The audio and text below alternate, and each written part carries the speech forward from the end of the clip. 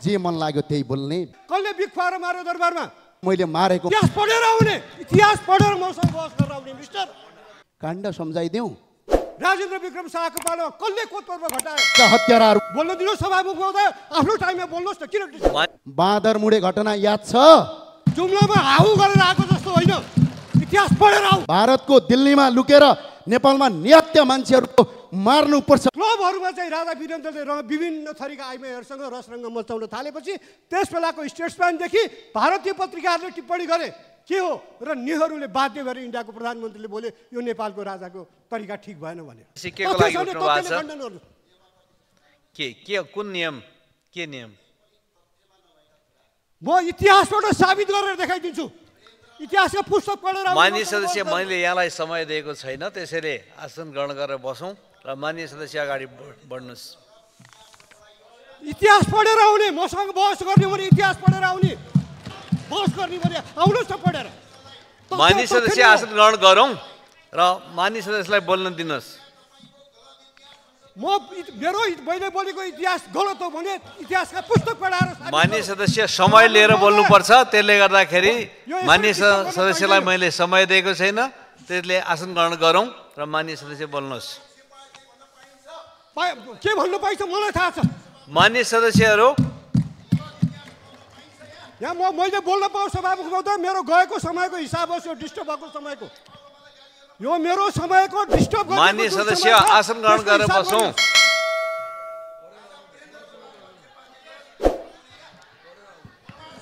इतिहास पढेर आउने, इतिहास पढेर मसँग बहस गरेर आउने मिस्टर। मान्यजी इतिहास पढेर आउनुहोस्। ल माननीय सदस्यहरू, मेरो टाइम जुन नष्ट भएको छ त्यो पाऊँ है सभामुख महोदय। पुगेको छ तुलना गर्ने राजाको शासन र अहिलेसँग।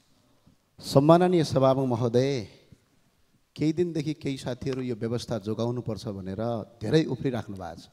उहाँहरू स्वाभाविक हो, यो व्यवस्था यस्तो व्यवस्था हो चुनाव हार्ने हरुवा चरुवाहरू मन्त्री बन्दै यो देशको प्रधानमन्त्री बन्ने, चुनावै नजितेर पनि सांसद बन्न पाउने व्यवस्था हो। त्यो भएर यो 16 वर्षको इतिहासमा, अहिले यो 16 वर्षको इतिहासमा 14 पटक सरकार परिवर्तन भयो, झन्डै 1000 मन्त्री भए, 31वटा मुख्यमन्त्री भए, 30वटा प्रदेश प्रमुख भए, 3 जना राष्ट्रपति भए, 3 जना उपराष्ट्रपति भए, झन्डै 3000 त सांसद भए। अनि सबै मिलेर खान पाएपछि यो व्यवस्था उत्तम हो भन्नु उहाँहरूलाई स्वाभाविक हो। र अर्को कुरा, यो व्यवस्था उत्तम भन्नुपर्ने अर्को स्वाभाविक कारण के हो भने आज नेताका छोराछोरी जो यहाँ भाषण गरिरहेछन्, यी नेताका छोराछोरी र केही कर्मचारी र उच्च पदस्थका छोराछोरी युरोप अमेरिका पढ्ने तर गरिब दुखी जनताका छोराछोरी आज दुबई र खाडीमा गएर बेल्चा हान्नुपर्ने, 1 वर्षमा होइन यो 16 वर्षमा 14,000 भन्दा बढी युवाहरू रातो बाकसमा लास भएर फिर्ता हुने, त्यो बनाउनका लागि यो व्यवस्था यिनीहरूलाई अझै चाहिएको छ। 26 खर्ब वैदेशिक ऋण भयो, त्यसका लागि व्यवस्था चाहिएको छ। अहिले पनि यो देशमा अहिले कर्मचारी, नेता र यिनीहरूको सांसद, यहाँका मुख्यमन्त्री, मन्त्री पाल्दा पाल्दै साना राजा, छोटा राजा, महाराजाहरू पाल्दा पाल्दै यो देशमा 1 वर्षमा 15 खर्ब रुपैयाँ खर्च हुन्छ। त्यो जोगाउनका लागि यो व्यवस्था यिनीहरूलाई चाहिएको छ। माननीय सभामा यो व्यवस्था जनतालाई चाहिएको होइन। के अहिलेको प्रधानमन्त्री जनताले चुनेको हो? के अहिलेको राष्ट्रपति जनताले चुनेको हो? सीमित यही संसदभित्र भएका केही व्यक्तिले चुनेको। यदि दम, हिम्मत र क्षमता जनतामा जान सक्ने छ भने जनताबाट प्रत्यक्ष निर्वाचित कार्यकारी प्रधानमन्त्री गरेर स्वीकार्छौँ। त्यसपछि होइन भने यहाँ आएर जे मन लाग्यो त्यही बोल्ने, व्यवस्थापाती गर्ने। मैले हत्याराको कुरा गर्नुभएको थियो माननीयज्यूले। म आज अनुरोध गर्न चाहन्छु, मदन भण्डारीको हत्या कसले गर्यो? त्यो हत्या पत्ता लगाउँछु भन्ने मान्छे अहिले यो देशको प्रधानमन्त्री हुन्छ। मदन भण्डारीको हत्या पत्ता लगाउन कसले रोक्यो? त्यसको जवाफ यो संसदलाई चाहिन्छ। हत्याको कुरा गर्नुहुन्छ, राष्ट्रपति तपाईँहरूकै थिए, प्रधानमन्त्री तपाईँहरू हुनुहुन्थ्यो, संसदमा 2 तिहाई थियो, अनि मदन भण्डारीको हत्याको याद आएन? अरू साथीहरूले भन्नुभएछ मलाई, थुनियो। म एकजना व्यक्ति हुँ, तपाईँको यो उत्तम गणतन्त्रको बेला ललितपुरमा चामल बाँड्दा बाँड्दै 9 दिन सिडिओ कार्यालयमा थुनाइ पाएको व्यक्ति हुँ। र आज पनि अहिले पनि भर्खरै रापरवाका विद्यार्थी युवा नेता निराजन बमलाई तपाईँहरूले चितवनबाट अरेस्ट गरिराख्नु भएको छ। यो तपाईँहरूको लोकतन्त्र हो। अघि एकजना मान्यज्यूले भन्दै हुनुहुन्थ्यो, काण्ड सम्झाइदेऊ।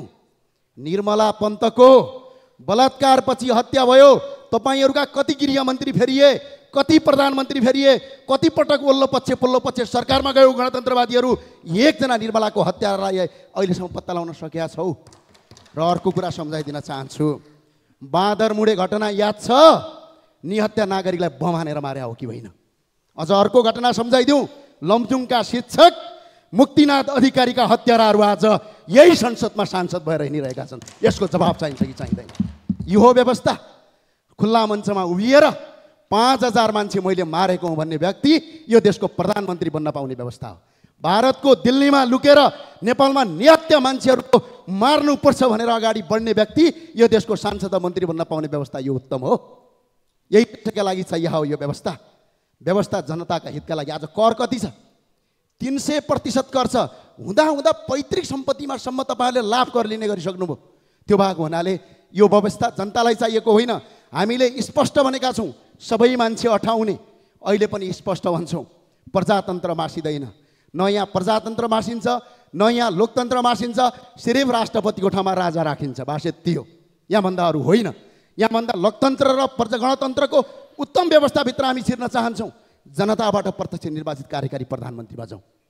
अहिले पनि यो देश यहाँ कतिपय सांसदहरू हुनुहुन्छ, टिका लाउनुहुन्छ।